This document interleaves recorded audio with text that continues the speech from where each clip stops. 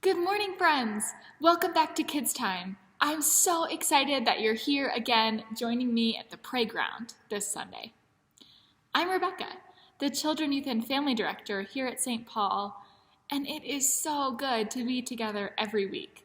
I'm so glad that you're here again. This Sunday, we're celebrating a special Sunday in our church year. Do you remember what it's called?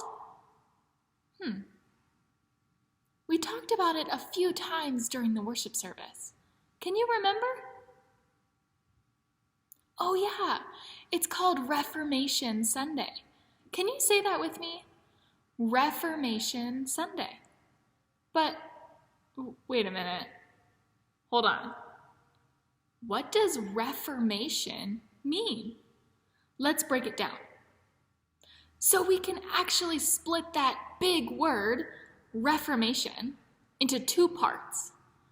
The first part is re, and the second part is formation. So let's start with the first part, re. Now, re is a prefix. It's something that we can add on to a word to change its meaning a little bit. So what does re mean? Well, maybe we can think of some other words that have this prefix, re. Can you think of any other words that have this prefix, re? Well, I thought of the word rewrite. Now, let's say that your teacher asked you to spell a word, and you didn't spell it right. And so your teacher asked you to rewrite the word. You would be writing the word again. So rewrite means to write something again. So then, what might that prefix re mean? Well, it means to do something again. So we can redo, do something again. We could rewrite, write something again.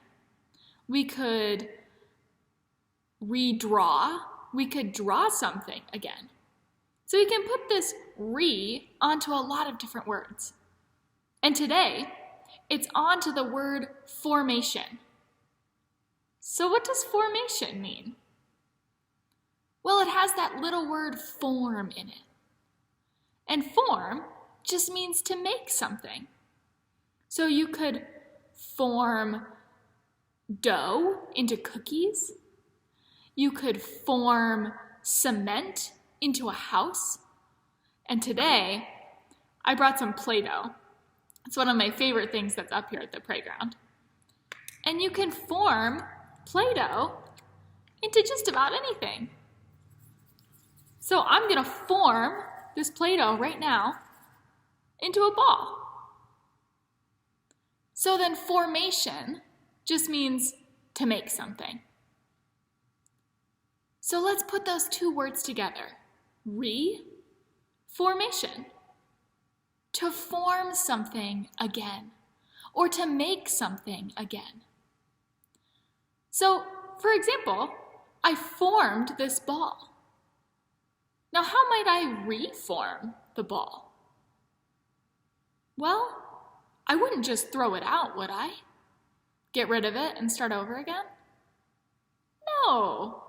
I would use the same Play-Doh, and I could make it. Let's see, I'll make it here.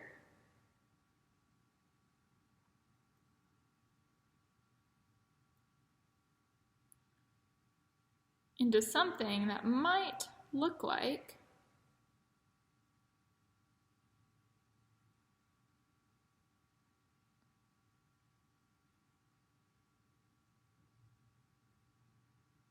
a heart. So I reformed that ball into a heart. Now, what does that have to do with church? Why would we celebrate reformation or reformation? Well, let me tell you a little story. So, back in the year 1517, Now, how many years ago was that? If it's 2020 right now, and this story is from 1517, that was 503 years ago. That was a long time ago. So this story is a pretty old story. So anyway, in 1517, there was this guy named Martin Luther.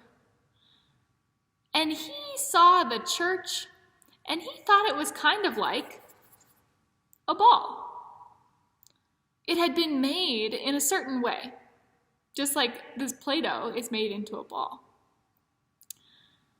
But it wasn't really working very well anymore.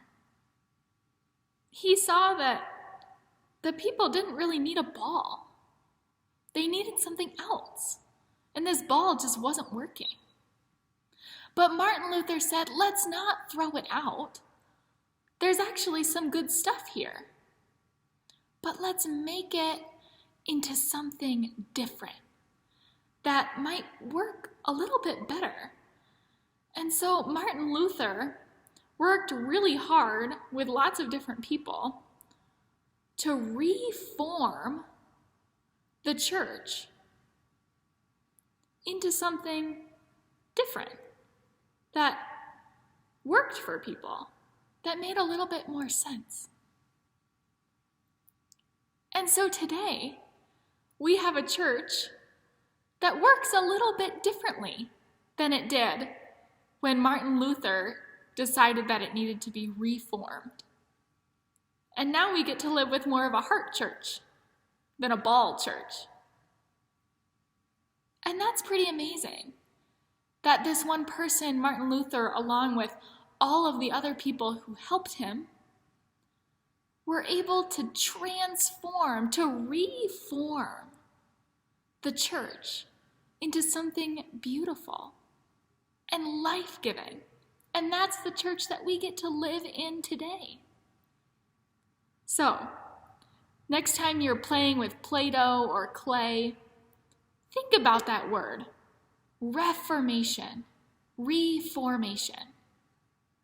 And maybe you'll reform some things yourself.